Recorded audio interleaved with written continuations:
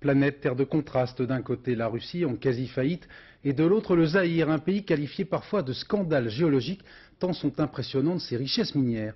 Et c'est précisément la région la plus favorisée par la nature qui va tomber dans les prochains jours sans doute sous contrôle de la rébellion au régime Mobutu. Éric Monnier.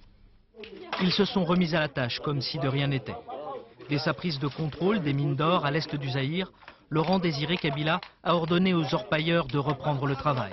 Sur ce travail, il lèvera des impôts comme le faisait Mobutu. Il lui faut bien faire tourner sa machine de guerre. La zone que Kabila et ses hommes contrôlent déjà regorge d'or. Son objectif annoncé désormais, le sud est la ville de Lubumbashi, capitale du cuivre et du cobalt. Sur la route de Kinshasa ensuite, il y aura les mines de diamants, du Kassai.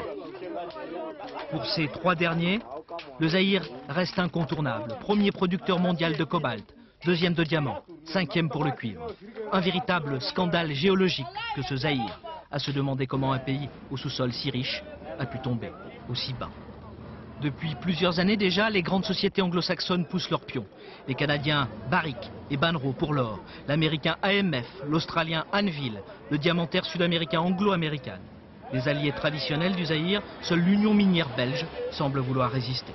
Certaines ont négocié avec le régime mobutiste des concessions de plusieurs dizaines de milliers de kilomètres, possèdent leurs propres routes, leurs propres aérodromes. Elles avaient donc tout à perdre si elles n'avaient pas depuis longtemps préparé ce qui est en train d'arriver au Zaïre.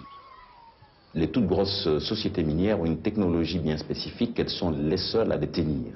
Donc, quoi qu'il arrive, elles savent qu'en fait, on va devoir recourir à elles à un moment donné.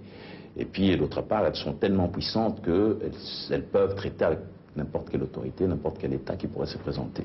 Des négociations d'autant plus faciles que les sociétés ont parfois affaire aux mêmes hommes. Exemple, William Malan, belge, ex-conseiller de Mobutu, passé en 93 au service de Kabila, grand spécialiste du diamant. L'objectif militaire étant atteint, il s'agit maintenant de gagner la paix comme on va gagner la guerre.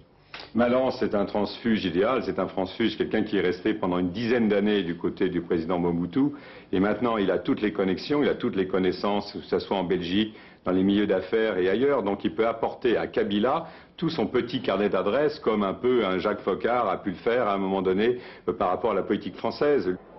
Dans les territoires conquis par Kabila, les séances de rééducation politique façon révolution marxiste-léniniste n'effraieront aucun groupe minier international.